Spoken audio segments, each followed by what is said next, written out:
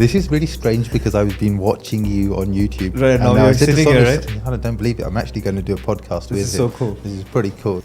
So this is probably one of my most special podcasts.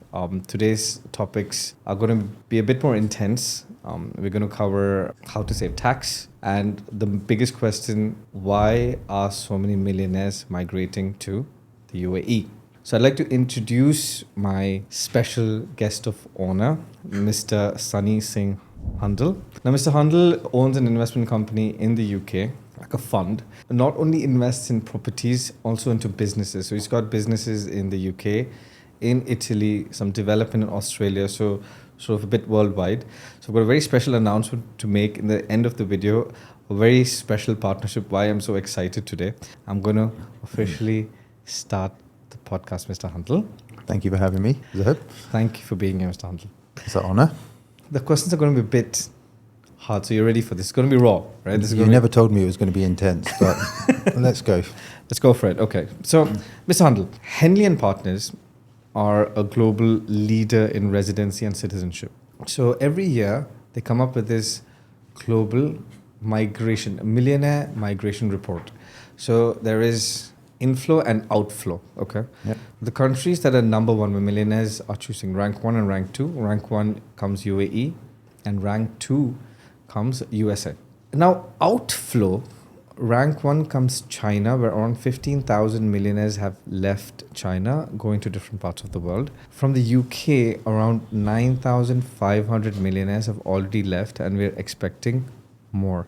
Clearly, you're one of them. Thank you. Before I enter into his answer, I want to inform one more thing about Mr. Handal.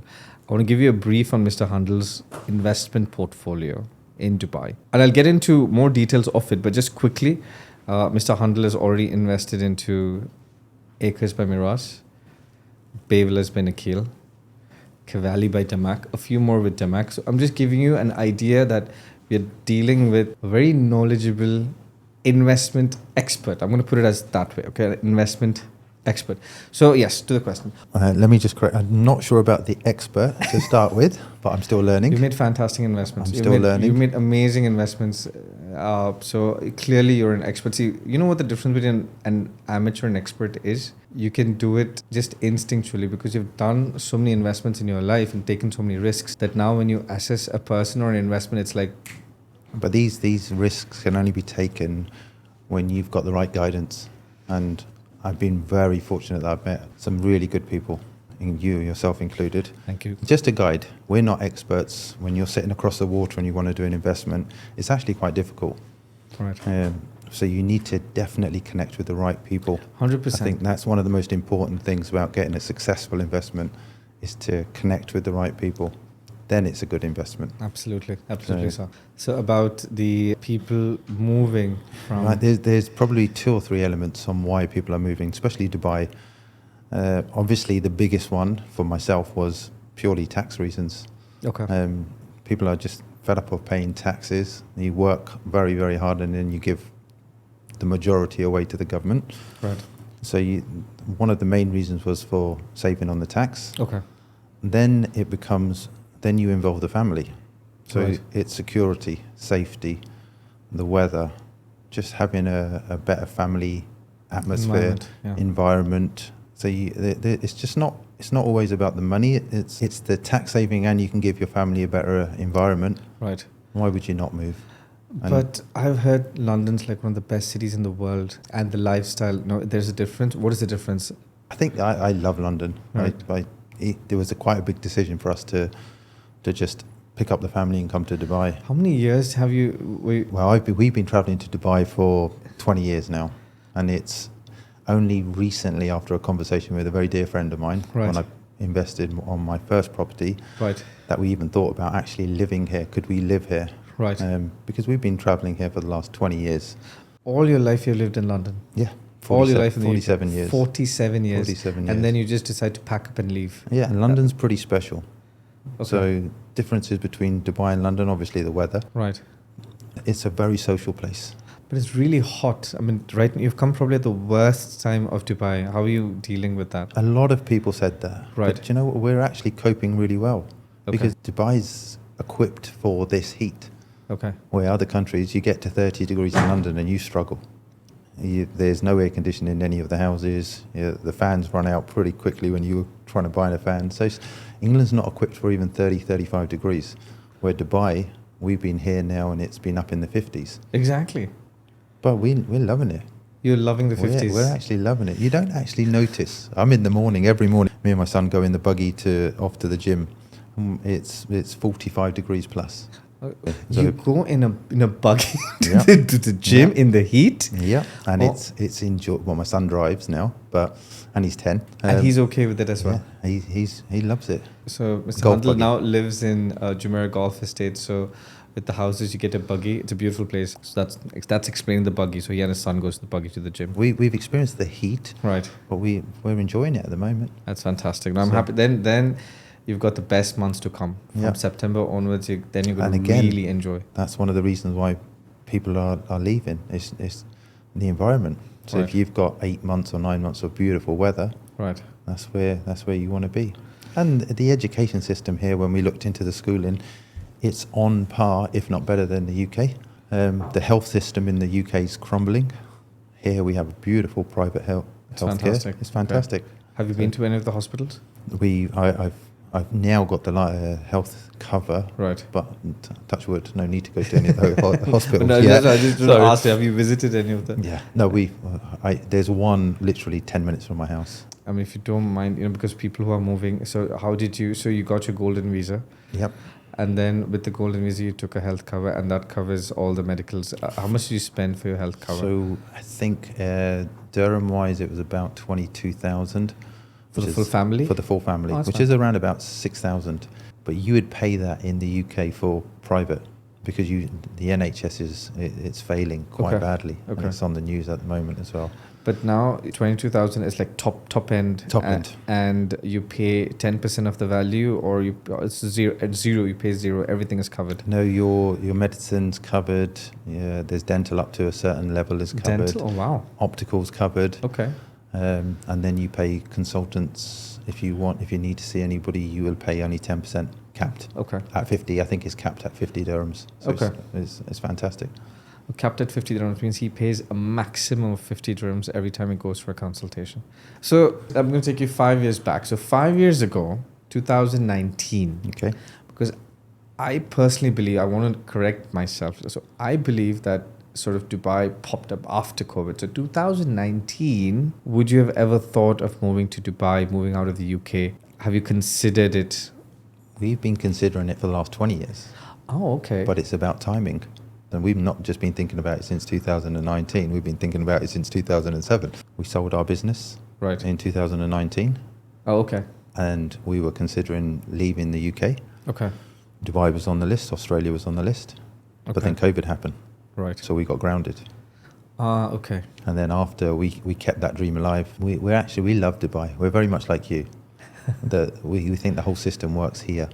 Right. So as soon as we were outside of COVID, we started exploring seriously about Dubai. So see, I was in the corporate relocation business, right? So when I used to move clients from, let's say, UK, Canada, US, most of them weren't very happy relocating, because I remember from US especially, the ladies used to wear these long skirts and they used to be like, can we hold hands? And they had this concept about the Middle East. Yeah, maybe 10 years ago. Now it's changed. Now it's completely changed. So. But in your case, okay, you've been planning this for quite a while then. Yeah, plus when you've been flying in and out of the country literally 3 times a year, right. I've seen the change from 2009 right the way through to now. Yeah. So you've been observing it for a while. Yeah, 100%. Okay, now from COVID, I think we've seen about 3 prime ministers change, 4 prime ministers. 4? Boris, and it went to Theresa May. Okay, sorry, 4. Has that impacted the tax policies, or has that impacted investors from the UK to move to Dubai? An unstable government it will be a big impact, I think. Right. Depending on which side of the fence you're sitting on. Okay. I think an unstable government is an unstable government. Right. And it would definitely impact.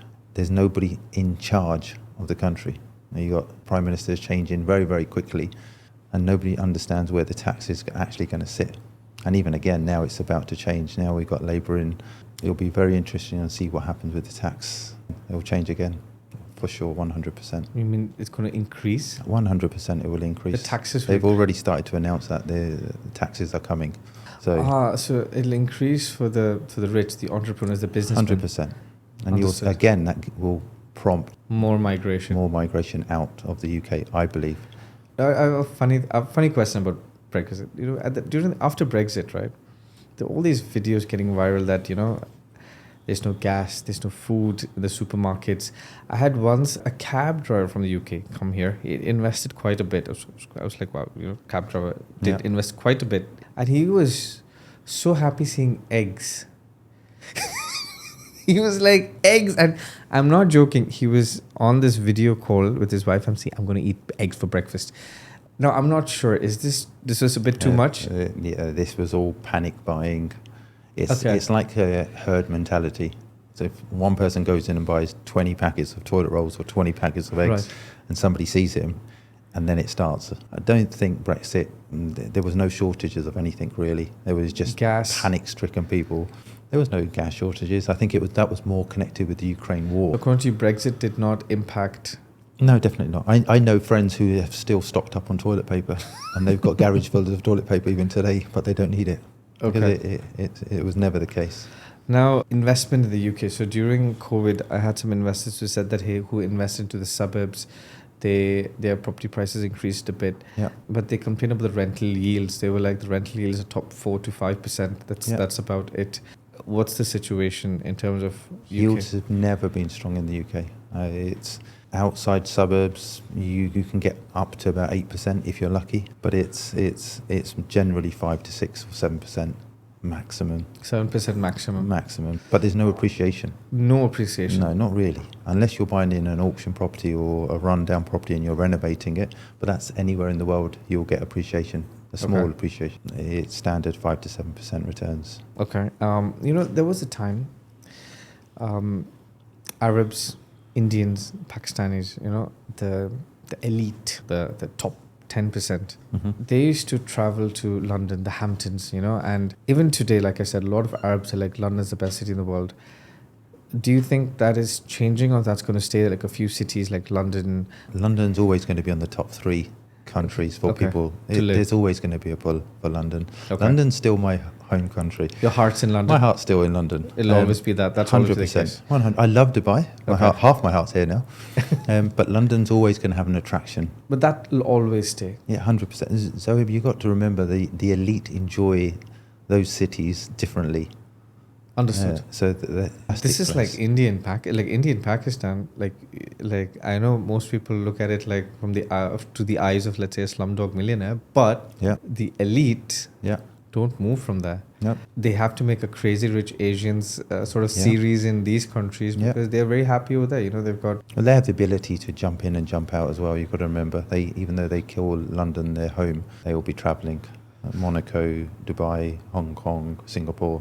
They constantly travel. Exactly. But Dubai is like a safe, sort of stable place, like great lifestyle. Yeah. Dubai gives you everything. Education, hospital. Actually, those are my questions, actually. Education, you covered that. Lifestyle, medical, taxation. Yeah. Let's take a quick break. Catch the rest in part 2. Stay tuned.